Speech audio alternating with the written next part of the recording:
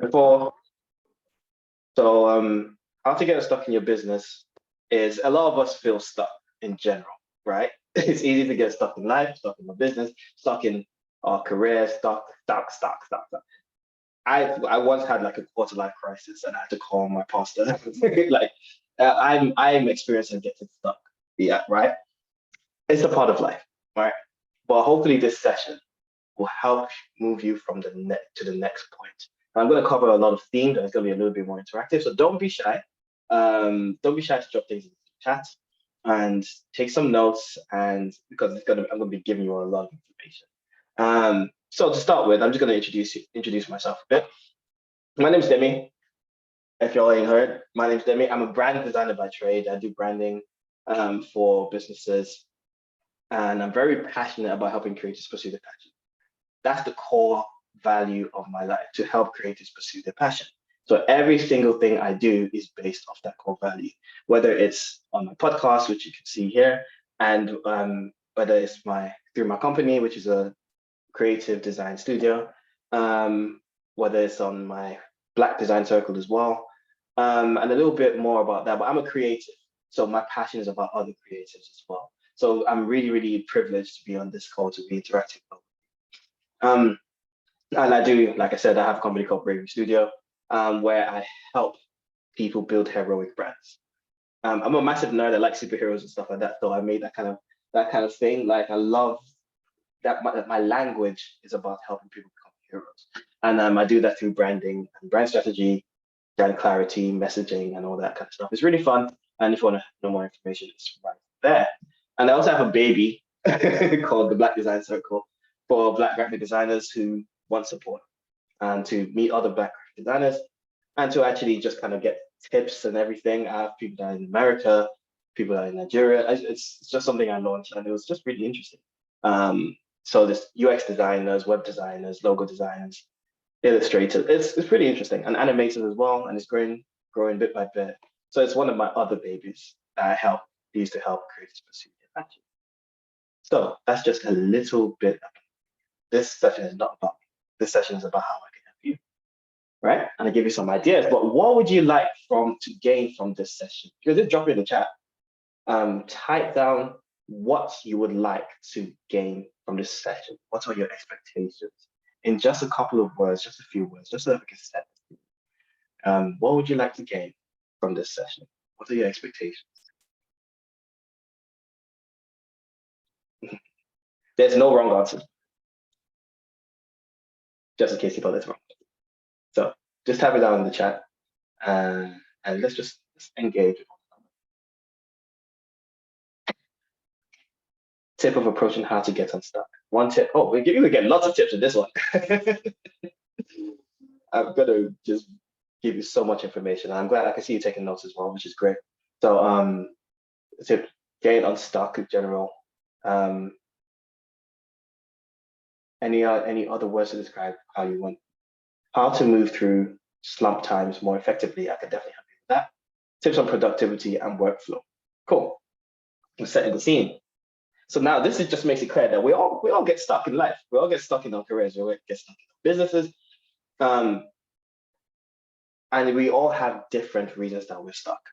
But from this session, I'm definitely going to show you different ways of approaching how to move forward. So the whole point of getting stuck is more about moving forward than dealing with the whole problem, if you see what I mean. But I'm going to get into that more detail about that. But thank you so much for sharing, and continue to engage in the chat as much as possible, because we're all in this together, right? So what is getting stuck? Stuck in the dictionary says when you're unable to move or you're set in a particular position, place, or way of thinking. So sometimes it's actually a physical thing of getting stuck, sometimes it's a mental thing, sometimes it's an emotional thing, but it's the idea of being unable to move. I don't know if you've ever watched these old school films, fantasy films, where someone is trying to get somewhere and then they get stuck in quicksand and they don't know what to do and they can't move until someone helps them out.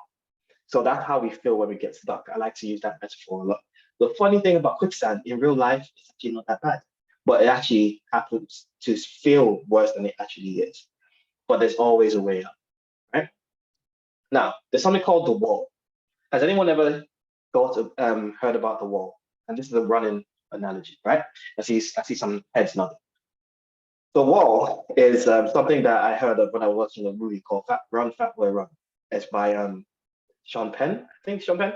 It's a comedy, and it's about this guy that wants to make a bet, and he's very out of shape and stuff like that. And the bet is for him to run a marathon. And he talks about the wall in this movie. And the wall is a real thing that marathon runners experience, and you experience it at the gym as well. So the wall is, according to Runner's World, right?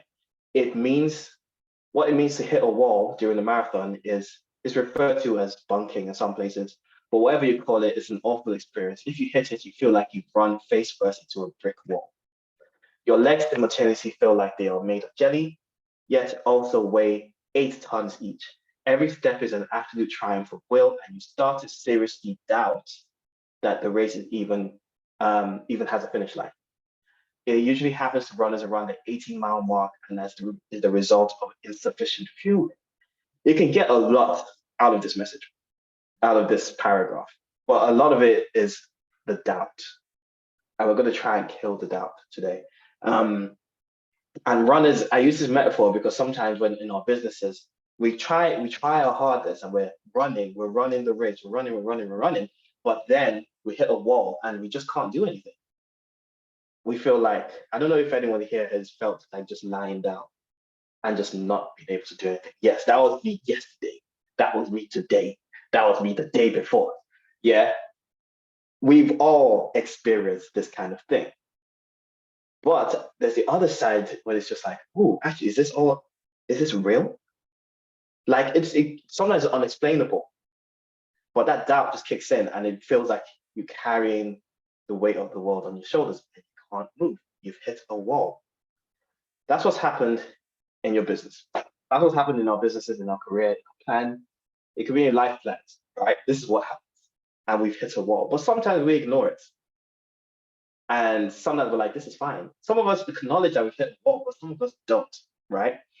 And I said here, please don't ignore the sign.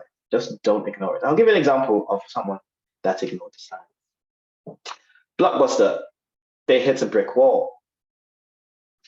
They hit a brick wall. No one talks about Blockbuster today. Nobody, right? Blockbuster hit a brick wall and they weren't even aware of it. In fact, they said they were just like on the high horse saying everyone's going to rent videos from us because they like the experience of people walking through the shelves and picking out the DVDs. No wonder they died. They had hit a brick wall and they refused to do something about it. So there's two versions of this. You acknowledge that you've hit a brick wall, or you're in denial about it. But this is what Blockbuster was doing. Literally glitching like an NPC on a PlayStation. Just walking into the wall and pretending it's not there. They got nowhere and they got left behind. So that's the risk about ignoring the signs. So that's just one thing I wanted to warn you about. Ignoring the signs is not a good thing either. Acknowledge the fact that you've hit a brick wall, and the fact that you are in this session right now is evidence that you know that you need to do something about it. So you've made the first step already. Now, I'm going to give you some concepts. Some concepts that are very practical, and they will help you move on and move forward. And the first concept I'm going to talk to you about is called zooming out. So I'm going to give you a kind of story here. Okay, there's something called the bird poop problem. And forgive me because I cannot for the life of me remember what landmark this was in the United States, but I know it was a very big landmark, right? And I heard this story some time ago, and for some reason, I just can't find the article. It's really annoying, but I know it happened. But anyway, you'll get the message. So there was this issue, and let's just say it's a Statue of Liberty. There was this issue that there was a lot of bird poop, right? And it's tourists come to this area. It's not a nice thing. Imagine Trafalgar Square. Whenever we go to Trafalgar Square here, and there's a bird problem, there's like pigeons everywhere, and they're just pooping everywhere. It's not good because it's a tourist attraction. That was a problem, right? So the problem here was like, okay, we need to get rid of the bird poop, but every time they clean up the bird poop, more birds will come. pooping all over the place, right? So what they did was actually say, okay, rather than saying, let's clean up the bird poop, get rid of the birds, they asked the question, why are the birds here in the first place? So what they did, they realized that actually they didn't have a bird infestation, they had a bug infestation. I think it was spiders. And who loves to eat bugs and spiders? Birds love to eat bugs and spiders. So once they got rid of the infestation of bugs, they got rid of the infestation of birds, which got rid of the poop problem. So what does that mean, right? Oftentimes the problem isn't what's on the surface. The analogy of an iceberg, you see what's, like they say, like 75% of an iceberg is underneath the surface. That's how it is when we approach our problems. What's on the surface isn't actually your problem. So you need to learn to zoom out. Just like with the poop problem here, they have to zoom out and ask themselves, what is actually the real issue here? Because what's on the surface isn't working. Sometimes you've been in the business and you're like, oh, I'm doing the same thing over and over and over and over again, but it's not, I'm being persistent, but nothing is given. You need to zoom out. Sometimes you actually just need to zoom out and take yourself out of the equation and get down to the root of the problem. And sometimes it takes just one small change. So with the poop problem, it was just one small change. Sometimes you just need to change one thing to affect everything else. It's like a domino effect, right? So one small change. All right, so an interactive little session again. What are the problems with this bottle? The classic Heinz ketchup bottle. What are the problems with the bottle? You can either raise your hand and unmute your mic, or you can drop it in the chat. What are the problems with this bottle?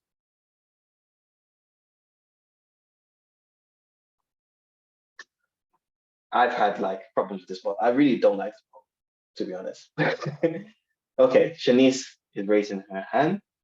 You can never get it all out from the bottom. Yes. It's just a problematic bottle to have the ketchup in. Yeah, problematic. I'm sure you're speaking from experience like I am. No, definitely. Oh, yeah, there we go. So yeah, it's a problematic bottle. I've seen some other people here say it's glass, so if it breaks, it can cut you. It is problematic. Thank you, Shanice. It is absolutely problematic. You can never get all the ketchup out. It's just problematic. But I'm going to show you a video because one small change can change it. Right? So check this out. Hopefully you can hear it.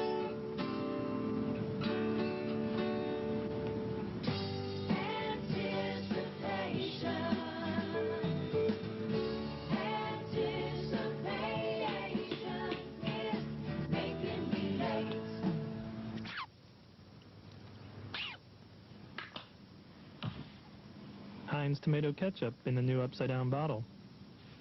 No wait, no mess, no anticipation. Our celebration of 100 So, years.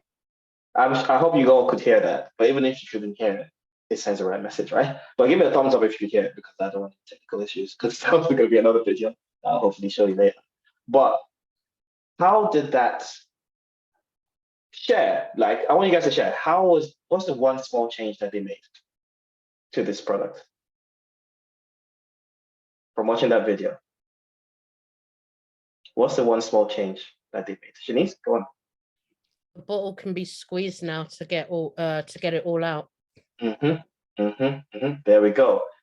And one of the, I don't know why it's playing again, but one of the major things is I'm gonna get onto a part of the video. So if we look at the video, yeah, so it's squeezable. They changed the material from glass to plastic. The lid is plastic as well. It's more recyclable. So one small change eliminated all the issues that you guys shared in the chat. Also, it's upside down, so you can get everything out. This is a UX user. For those people, UX designers, this is a UX issue. It's a user experience issue because the issue was it was a bad product. We couldn't use it properly because it was made of glass. It's classic, it's iconic, and you still see it in Nando's and stuff like that. But that's one small change resolved every other issue. Not like there aren't any other issues. Sometimes it just squirts out still, but like it's still better than tapping the bottom of it for like hours on end trying to get everything out. Which is just this little amount. So frustrating. One small change. So ask yourself, what small change can I make in order to move forward when I'm stuck? And there's very practical ways to do this. And it's all about finding the root of the problem. I'm a big fan of doing that. And there's something called the 5 whys. And I'm just going to play this 2-minute clip for you again. And it's something called the 5 whys that basically I use when I'm talking to clients as well in order to help them understand the root of the problem that they're trying to solve. So if I just play this real quick. A weed in your yard, what happens if you cut it off at ground level? It comes back bigger, meaner, and it brings friends. The only way to fix this for good is to dig down and get the taproot. With our problems, we want to drill down to the true root cause and fix our problem permanently. And that's where 5 whys comes in. It's a lean tool that helps us drill down past symptoms to the true root cause of a problem.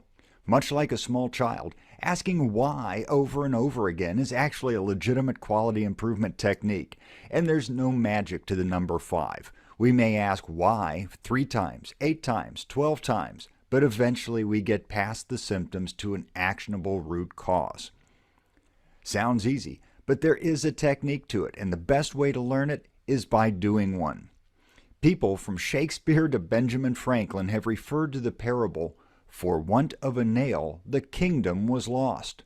Here's how it works. "Dude, you look sad. What happened?" "I lost the kingdom." "Really? Why?" "We lost the battle." "Why did that happen?" "We were short 1 warrior." "Really? Why was that?" "We were short 1 horse." "Why's that?" "He threw a shoe." "Why?" "We didn't have enough nails." For want of a nail, the kingdom was lost. So we're not just asking why randomly. For each subsequent answer, we ask why that happened until we get to a realistic, actionable cause as our terminal point. It's very easy to do these wrong, so here's a quality check. A properly done 5 whys should read cleanly forward and backwards. As we read backwards, we can use words like thus, therefore, or might cause. We didn't have enough nails, therefore the horse threw a shoe. Thus we were short 1 horse, and therefore short 1 warrior. Thus we lost the battle, and that caused us to lose the kingdom. This one is clean both forward and backward. So I'm just going to leave it there. If you have as it's it kind of explains it without what you watching the whole video. But the 5 whys was actually used in the automotive industry in order to deal with the root problem of things. And when you ask yourself why, it doesn't have to be 5, but generally 5 is the amount of times that it takes to get to the root of a problem. So for this example, it's a very simple example. Someone ran through a red light. You start with a statement, which is the problem, right? So the statement is, ran through a red light. Why did they run through the red lights? They were late for work. Why were they late for work? Because they woke up late. Why did they wake up late? Their alarm didn't work. Why did the alarm not work? Their battery was exhausted. And why was the battery exhausted? Because they forgot to check it. The issue wasn't the fact that they ran through a red light. The issue was because of their forgetfulness of changing the battery in their alarm. If they changed the battery in their alarm, it would have eliminated every other problem. So when you're having an issue in your business, whether it's like, I'm not reaching the right clients, we're not making enough money, our social media isn't engaging enough, you need to ask yourself why a number of times until you get to the root cause of the issue. And that way, just like with the weeds metaphor, you get rid of everything else from the root. And that will resolve not just one problem, but a range of other problems that are related to it. Does that make sense? So that was the first one. So the 5 whys is your first concept, right? I'm going to give you a couple of others. Fear setting. Fear setting is the second concept I want to share with you. And this thing kind of really helps me when I'm trying to make some goals. And sometimes when we do too much goal setting and not fear setting, and this is by Tim Ferriss. And there's a Stoic philosopher called Seneca, and he said, we suffer more often in imagination than in reality. So a lot of the time our fears make us get stuck because we're suffering in our imagination. But in reality, these things haven't happened. So when I was dealing with some anxiety issues, and I was speaking to my therapist, and he was saying, look, like what's happening in your brain, they're not real thoughts, it's spam. You know, when people send spam emails, you have a spam section. It's just noise. It's just like, oh, get this for 50% off, or I can make you rich in seconds, or I'm a scammer and I'm a Nigerian prince. You see what I mean? Like, like what that's the same as our brain, right? And the more attention we pay to our anxieties, the more real they feel. But how do we deal with this? We lean into the fear. And there's something called fear setting. And it's a concept by Tim Ferriss, which I'm going to go into a bit more detail in a bit. But Tim Ferriss talks about, he doesn't do goal setting, he does fear setting. And how it looks is you have a decision that you have to make. And it's more about asking yourself if that's your fears are going to happen or not. And this is how it's broken down. You have a decision to make. You then define the worst case scenario if everything goes wrong. Then you define how you can prevent something going wrong from happening. You then define how you repair it if the worst case scenario does happen.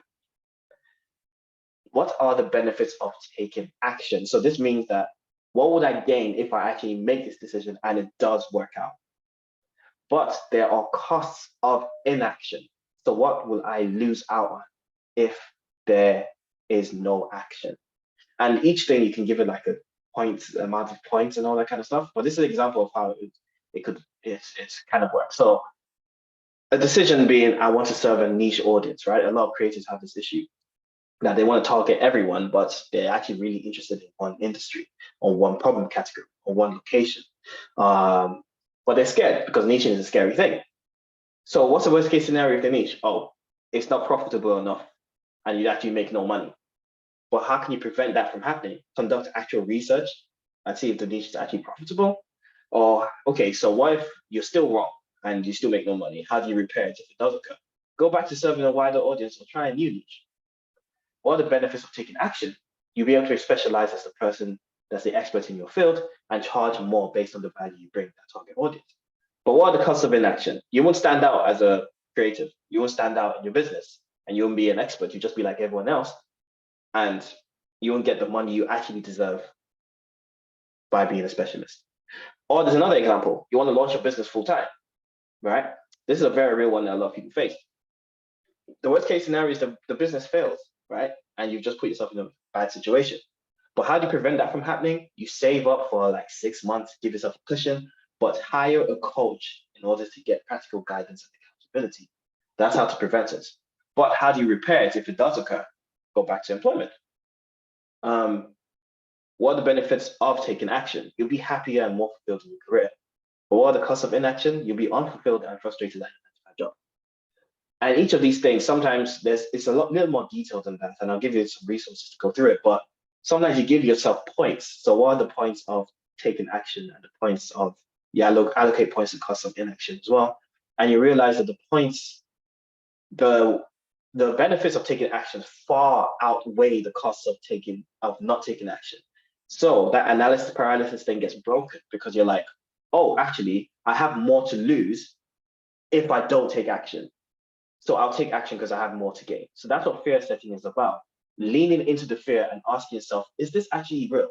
Is this actually likely to happen?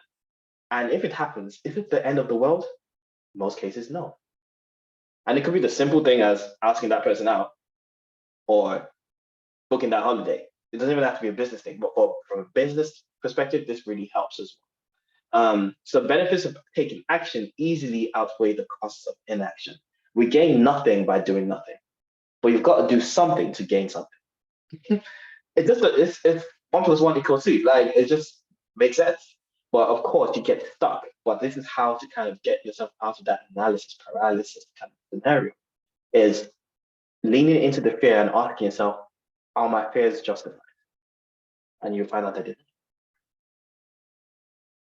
So we also have, are you guys following? You guys following? I hope I'm not going too fast. Yeah, okay, I see some heads nodding and all that kind of stuff. Brilliant. So I'm not just waffling. Thank God. I do that well. Right. So let's go on to the next thing. Ikigai. And these are all concepts that I use, by the way. Like I use them in my daily life and in my business. Now, Ikigai is a Japanese philosophy term. And I'm not Japanese, and a Japanese person will come and tell me like there's more to it than this, but this is a very simplified version of it, right? Now, there's a Japanese word called ikigai, and it means life's purpose. And it refers to defining your personal meaning in life in relation to your talents, passions, and profession, as well as what you can give to the wider world. So another way of getting stuck, that we find ourselves getting stuck, is actually getting stuck in our life's purpose. It's probably the most frustrating thing that I've ever had to do, I've ever come up with. And I'm still trying to work it out, right? But we get so stuck, especially when raise your hand if you're a multi-hyphenate or someone that can do multiple things and you don't know which one to choose. I see some people being related. See, there we go, being related. Do you care to share? Does anyone care to share like the experiences with that? So yeah, with mine, which I guess is part of the reason why I haven't actually actioned one, is my background is in talent acquisition, DEI kind of recruitment, but then I'm also a qualified nail technician, which is what I want to push forward with. And then on top of that, I'm trying to study different things at the same time. So I can't focus on one thing, and I find it hard to focus on just one thing, especially when I do so much. Yeah, exactly. Thank you for sharing. And that's like, I feel you, honestly. Like I do design. I'm a graphic designer by trade, right? But I'm also very passionate about food. I love food and I love to cook. Alicia says she's the same. Like we all deal with this. We're all creatives here. And that's the curse of being a creative. You're like, oh, I want to try different things. I learned to play the keyboard. I could play, I have a musical side as well. But I also like to draw. And that's you too. See what I mean? So like, we have all these, we're multi-hyphenates. We're like octopuses. Like, it's octopuses, by the way, not octopi. Octopuses, right? With 8, 10, the more like starfish, because they have like 20 legs. And like, you could do so many things, right? You could do so many things, but you don't know which one to choose. You don't know which one to choose. And life will make you feel like you have to choose one thing. And that's a lie. You don't have to choose one thing. But you do need direction. And there needs to be a core belief system that directs, that drives the way you make your decisions and drives what you bring to the world. And this is what Ikigai is. So I'm going to give you the breakdown of it. Now, the breakdown is like this. The reason why a lot of us are unfulfilled in our lives, are unfulfilled in our careers, unfulfilled in our businesses, unfulfilled in everything, is because we don't meet, according to Ikigai, we don't meet these main 4 things. And your Ikigai, your reason for being, deals with what you love, right? Things that you love. You love going out with friends and discovering restaurants and all that kind of stuff. What does the world need? Problems to face, problems that need to be solved, like world hunger, diversity and inclusion. What does the world need? What can you be paid for? This is what creators struggle the most with, because people don't want to pay us, right? But what can you be paid for, right? And also, what are you good at? So these 4 aspects come together to form your Ikigai and give you a reason for being. But when you only cover like a couple of them, so if you're getting paid for something and the world needs it, but you're not very good at it and you don't love it, it's a vocation. But if you're very good at it and you love it, but you're not being paid for it and the world doesn't really need it, it's just a passion. Or profession, this is like our jobs. You get paid for it and you're good at it, but you don't necessarily love it. You're not really changing the world. It's a profession. So this helps you kind of picture where it is that you're sitting in your career or in your business or in your life. And it's like, okay, I'm at this side of the diagram. I need to do more of these other things. But there's a reason, there's a way to break it down. Now, I'm gonna play this. Hopefully it plays from the right spot.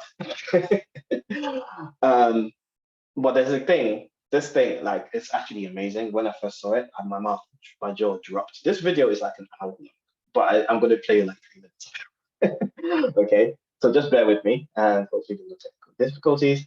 But it's how to turn your passion into profit, and this kind of describes someone that had that ikigai concept down to a T. If you look over there into what the world needs, so the world needs, I mean, this was trending, Stranger Things, and it was just a great nostalgic series on Netflix. And what was trending too was like people launching Kickstarter projects, and she started to notice an interest in, or a resurgence in people wanting to play tabletop games. But here's the thing. She never felt like those things spoke to her as a female, that they were designed by boys for boys. And that's generally like how we see it. Like if you were to see a woman at a tabletop meetup, it would be a rare sighting, and she would probably get all the attention because it's the only woman who's going to show up. And she thought too that maybe the world needed more female entrepreneurs, and she was going to go at this thing. At the same time, she was telling me the story, and we're going to want to punch in on this, Jonah. This story about how she started experimenting and learning how to make resin dice. And it was starting to catch on. She's like, Chris, did you know I'm blowing up on social media? I'm like, really? She goes, yeah, look at this. And this blew me away because I worked for years to try to grow my influence on Twitter, and I couldn't get anywhere. And here she is with 51,000, almost 52,000 followers. And she started in March of 2019, at the same time in which her show wrapped at the Cartoon Network. So she starts posting images like this, and we would talk, and I would say, you know, Karen, your dice are really beautiful. You should really think about lighting this like the way they light jewelry. Take this to that super high-end level, like a Tiffany's ad campaign. So you can see the amount of work she put into this. So she bought a camera. She would ask me little ideas. She taught herself photography and started to take these photos. Look at how beautiful these things are. They're like little universes captured in clear resin. Jonah is like from Texas. He's like, whoa. You guys can't hear him, but he's like, whoa, wow. Whoa. Look at this. They're beautiful.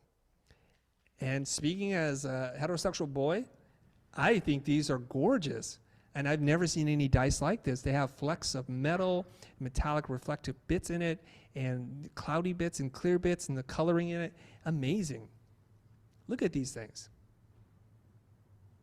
So she's spending now months working on this, and her Instagram account is also growing in size. So now it's up to somewhere like north of 30,000 followers, and she's just post dice, and sometimes they're on a turntable and they'll spin around. But here's the thing, time is going on. So since I've known her, she's been talking about doing this thing and all this interest in how she's going to launch this on Kickstarter. And I was a little unconvinced because I was sitting there thinking, Karen, do people really want to buy dice? Like, what is unique about a dice? It's a commodity item. You have a following, go make something. So month after month, 9 months later, she decides, okay, here we go. I'm going to launch this thing on Kickstarter November 6th, 2019. Here's the cool part of the story. 2 weeks before launching, she gets a call from her bank to tell her she's overdrawn. She's negative $12 in her bank account.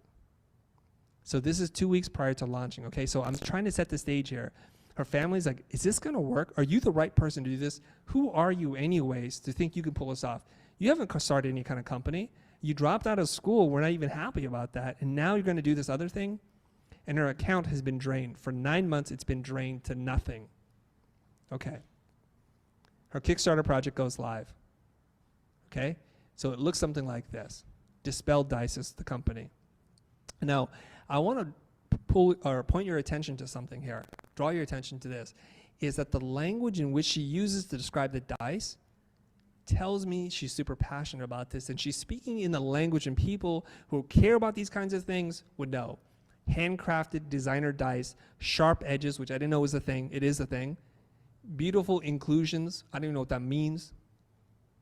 Aesthetic, conscious people for tabletop RPG players. And if this is you, if this is your tribe, this would speak to you. And this comes from a place of passion. So she set all these benchmarks. If it hits this goal, this will unlock, et cetera, et cetera. But within 24 hours, like less than a day, she hit an incredible $1.2 million in funding. Jeez. 4 dice. Remember at the beginning of this episode, I was going to tell you your mind is going to be blown because I want to share the success story for you. So this woman who was starving, basically, and she was telling me what she was eating was horrific, minus $12 overnight.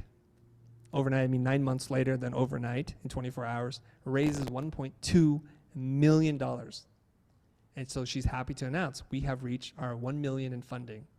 All stretch goals are unlocked. Okay. So, like, Shanice, I saw your expression. I knew you were going to make that expression. Like, I love to show this video because it really, really shows the possibilities of finding a reason for being. And when you find a reason for being, people tap into you and they tap into the problem that you're solving. For this lady, she loves playing like Dungeons and Dragons and stuff, but felt that she wasn't represented as a woman. So what did she do? Start making dice that women would like. And what, like, did anybody else notice anything about, like, did anything resonate with them about the story? Anything that kind of stood out for you?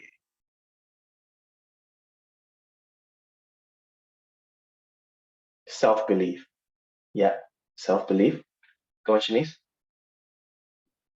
I feel like what stood out for me was the dice industry. Like any kind of industry is, you could probably say oversaturated. It's been done before, but something that the guy said is the language in how she spoke about her product is what shone through with her passion.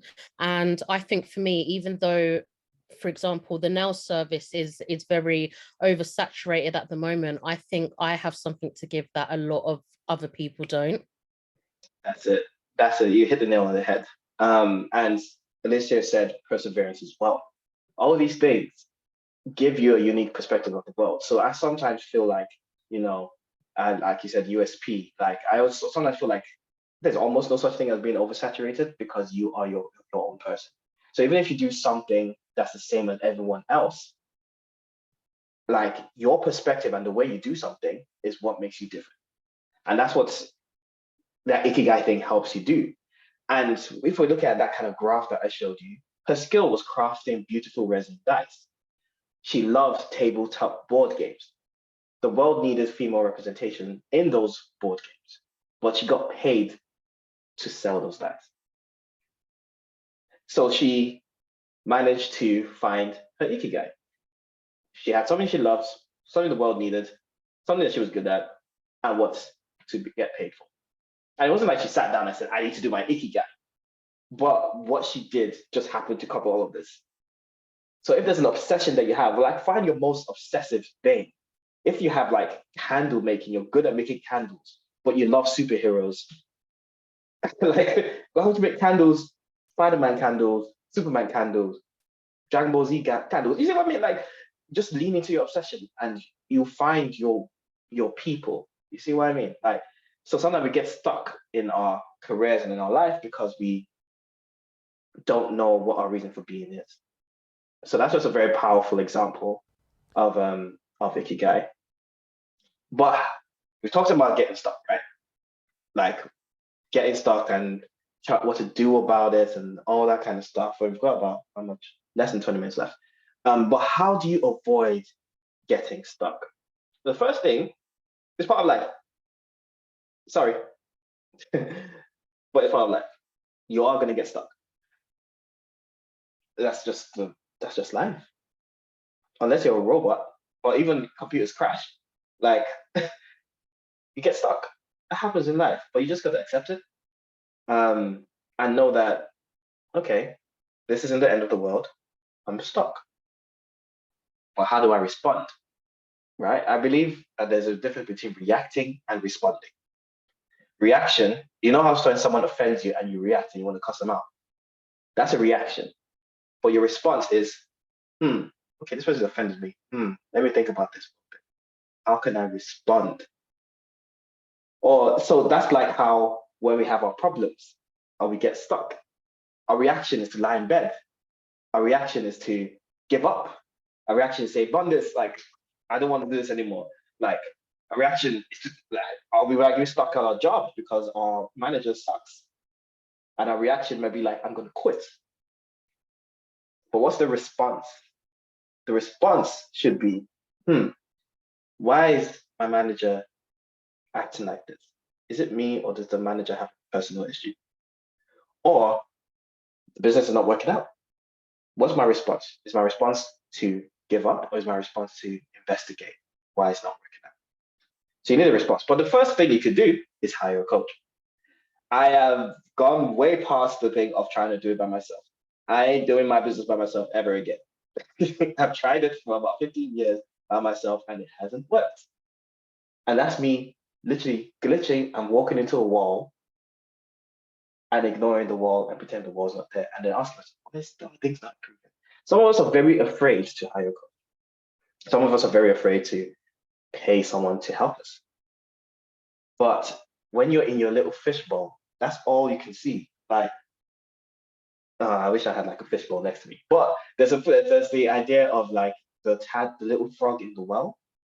And the little frog in the well is, all they know is the water in the well. But once they come out of the well, there's a whole ocean around them. But all they can see is the well. But a coach will help you come and be able to see the possibilities. I don't mean go get the most expensive person or whatever. It's got to make sense to you, right? But for me, I've joined a mastermind group with other brand experts, just so that I'm not using just my knowledge. I'm trading knowledge with other people. They say you're the sum of the 5 people you hang out with. Let those 5 people be really, really cool people that have your back and are also doing things with you. I'm not saying you'll go drop everyone, say that, but make some friends, do something about yourself. You know what I mean? Hire a coach, pay for it. Honestly, it will make a huge difference. Alicia says the same thing. Like, people pay for it. Honestly, think about, like, I don't want to waffle. Like, I want to hit home on this so much, but like, it's really, really essential that you get a mentor of some sort, and a good one, not just one that's scam. You don't want those scams. Second thing is invest in your learning. Don't assume that you know everything there is about your expertise. I'm an expert in branding. I feel like I do really good logos and really do good brand identity systems, but there's still so much I could learn. That's why I'm always watching stuff on YouTube, always reading books and all that kind of stuff. You've got to invest in your learning. That will prevent you not from getting stuck, but knowing what to do when problems arise. You see what I mean? So this website such as Udemy, if you want to learn UX, go on Udemy, get a UX course. Like, if you want to, YouTube is a library of We're Spoiled. Read a book. At the moment, I got stuck emotionally, and I was like, why am I such a nice guy? And I'm reading this book called Not Nice. And I realized that people in my life were taking advantage of me because I was a nice guy in my past. But me being a nice guy made me a people pleaser. And I realized that I was a people pleaser. So I decided to do something about it, and I got a book. It's a thick book. I ain't finished reading it yet, but it's spitting. It's spitting, man. Like, it's like, oh, you're the problem. It's not with the people that you awkward. But you need people to tell you that, to tell you the truth. So the next one is to unplug. Unplug. Do something that brings you joy. It's not everyday hustle. It's not everyday hustle, man. It's like you gotta unplug sometimes and do something you enjoy.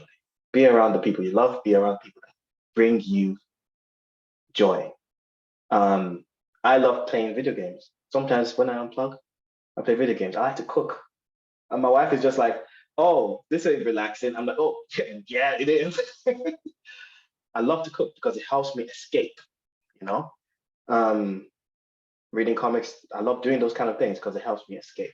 So sometimes when you unplug, you can actually disconnect yourself from your issues, from you being stuck, and then you get inspired by other things. Go on a walk, get inspired by the trees, get inspired by the people, get inspired by the animals and all that kind of stuff. So get unstuck. So here's a recap. Okay, so what was the first thing, the first pointer I gave in the slide? Let's see who's been listening. So what was the first action, the first one that I showed? Any guesses? Well, it shouldn't be a guess because you should have been listening. So what was the first thing I said about getting stuck? About how to get unstuck? Even if it's roughly.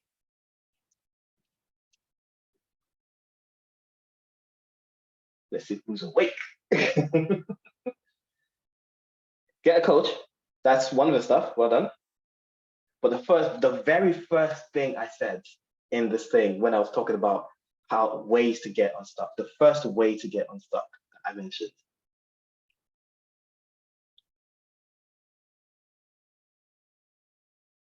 The first method. Ikigai is one of them. That's number 3. So you get number 3. Find the root cause. Yes, that's what Mark said. Zoom out. Use the 5 whys to find the root of the problem. Shinichi said Ikigai, which is number 3. But what is number 2? What's the second one? That's why this recap is important. So because people forget. It's a lot of information. Everyone gets stuck. That is true. That was not the method. What was the second method? 5, 4, 3, 2, 1. Don't worry, I'm not gonna beat you guys because because you didn't get it right. Like, who am I? I'm a bit like that teacher from Matilda. Use fear setting. Lean into your fears and take action. So fear setting, right? These are new concepts to some of you guys. So I'm not expecting you to remember everything off the top of your head, but it's just nice to recap and stuff like that. So firstly, zoom out. Secondly, use fear setting to lean into your fears and take action. And the last, Ikigai, discover your life purpose. These are the three methods I've presented to you in order to get unstuck in your business, in your life, in different areas. Try them out and see how it goes. Some resources for you. So a couple of YouTube videos you can see. The first one is Why You Should Define Your Fears Instead of Your Goals by Tim Ferriss. He talks about the whole fear setting thing, and it's very, very interesting. Try it out, honestly. Try it out. DM me, share it in the group chat. Say what your experience was like using the fear setting. I'm very interested in what your experiences were like. And also the Ikigai thing. Try the Ikigai thing out. How to turn your niche and how to find your niche and turn passion into profit. That's by The Future. Both on YouTube. Then by Tim Ferriss again, The 4-Hour Workweek is a brilliant book. It changed my life. It's talking about using your time more efficiently and outsourcing the things that are pain, right? Things that you don't like to do, like pay an accountant to do something for you or whatever it is. Then there's a book called The $100 Startup, and it has very, very interesting ways that people got unstuck. So people were like, oh, I've lost my job. What was the guy say? He lost his job and he had mattresses, and he just started selling mattresses. And then the next thing you know, he started a mattress store. And that's how he became successful. Very simple concepts, but it's all these examples of people that started a successful business with $100 or less. Really good book.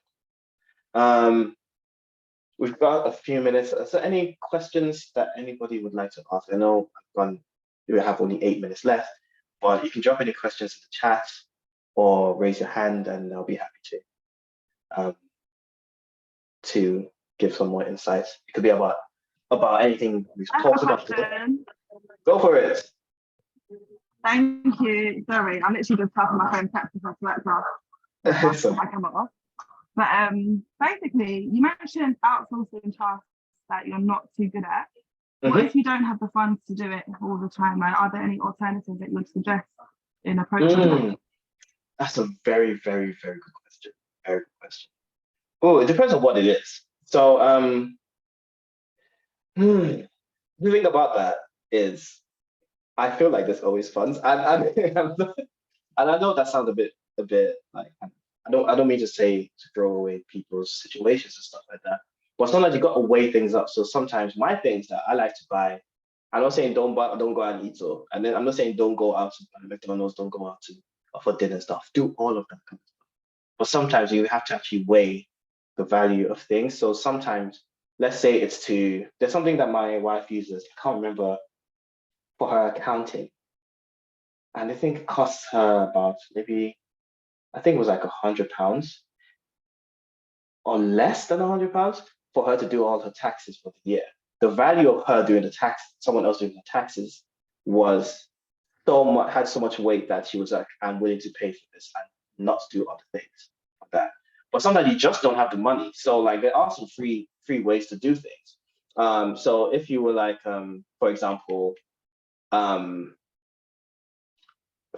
if you needed like social media templates, for example, and you're not a designer, you need someone to do your social media, but you can't pay someone that's a designer. You don't have the funds for it. You can do it yourself, right? And you can get free templates to do things. Or if you don't have money for stock photography, there's free stock photography websites. There are always free alternatives to do things. So I think what I'm going to rephrase that to, and I'm glad you asked this question, is if you have the money, outsource things. If you have the money, outsource things, because it will make your life much easier and will help you have more time to make money. So I don't want to be spending all my time doing my accounting. I don't like numbers. I don't like maths. I don't like Excel. So I'd rather outsource someone to free up my time to do things. Or it might not even be a business thing. My wife and I spend a lot of our time cleaning the house. So we are looking into getting someone to actually clean the house for us. And sometimes some of these things are cheaper than we think they are. Actually, they're actually cheaper than we think they are. Sometimes it's like, oh, actually, we go out and eat and we spend like 60 quid between both of us for a nice meal. But for much less than that, someone can actually come to our house on the weekend and tidy up the house, clean up, and will give us the time to work on our business. But like sometimes you just don't have the funds, and of course you have to work some of the things out. But there are different ways to deal with things, some free ways to do things. But if you have the funds, please outsource things. And you might have to give up a couple of things, but I don't want to be toxic. QuickBooks is an example of a quick, cheap way of accounting. QuickBooks is good. I've heard about QuickBooks as well. Thank you for that question. I hope I answered that question sufficiently. Yes, you did. Thank you. Brilliant. Shanice, what's your question? So I don't know if it's just maybe you that answers it, or I don't know, I put it out for the group to answer, but I feel stuck, but I've already taken the leap to do what I'm doing full time. And I don't have a backup plan, meaning that I've left my job, everything. Yeah. I've left my job since like March. Yeah. How? Because I'm used to structure in terms of get up at 7 a.m, leave for 8 o'clock, get to work for 9 o'clock, finish at 5. Yeah. How do you go from that kind of corporate structure to then having your own structure for your business? And then how do you kind of manage that day to day? Because that's what I'm struggling with. That's a very good question. I don't know what's going to answer, but I'll just give my own perspective of this first. You need to know how you work best. So for me, you can change your environment for one thing. I have an office. It's a bit untidy at the moment. That's why it's blurry in the background. But this is my workspace, and I don't take my laptop downstairs. So I can focus. Once I'm in here, I'm in work mode. You see what I mean? But I can do that because I'm able to focus. Some people aren't able to focus. Like I always talk about, God, this is a newlywed thing. But my wife, she's not able to focus as much, right? So she needs the accountability from me to be like, have you done this or whatever it is? But when I'm not around, she writes things down and we have a Trello board, right? So you need to know how you work best. And sometimes for me, my day doesn't start until I've had a shower and had breakfast. But the thing about me is that I can start my day later and end it later sometimes, but I know some people wake up super early. There's like a 6 a.m. club. Some people wake up at 6 a.m. and work because it gives them more of their time. But I guess you're sleeping earlier. So for me, like, things are shifting anyway. But you need to know, it's about self-awareness, I guess. Self-awareness, knowing, okay, what am I using this time for? So like for me, if I'm doing content, I like to be like, okay, this day I'm doing all my content. Or this day I'm designing. This day I'm going to networking. This day. So you just kind of, you have to be accountable to yourself a lot of the time. And you just have to, I think one thing to do that's really effective is have a Trello board, or have I say Trello like everyone knows what Trello is, but have a way of itemizing your time and allocating your time and being disciplined to stick to that time. Yeah, but it will take practice, and congratulations as well on going by yourself, because it's not easy as well. Yeah. I know we have 2 minutes left. Mark said, have daily tasks which need to be completed as part of a long-term goal. Brilliant. I have maximum 3 tasks, or okay, maximum 5 tasks a day, because I get overwhelmed. So I'm like, okay, success will be doing 3 of these tasks, and a nice to have would be 5. So write everything down, tick it off, get them endorphins, tick things off when you do them. I think that's everything. It's 8 o'clock. Wow. Okay, good. Ended on the dot. Just a couple of things. If you want to follow me, you can follow my podcast on here. It's on iTunes and Spotify and all that kind of stuff. I am on Instagram as well. Follow me. I don't bite. We can chat. You can message me in the group as well.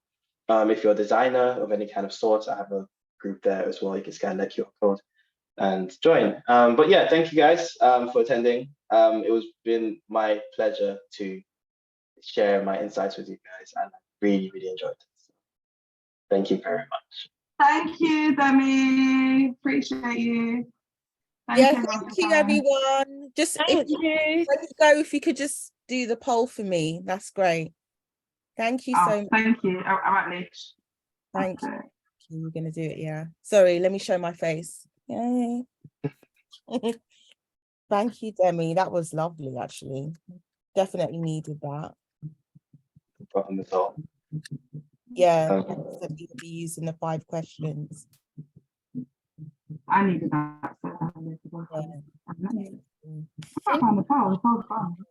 It's there still. I haven't ended it. It's still there. Oh, poll. Okay, here it is. How did you? Have I completed the poll? Can you see if I've completed it?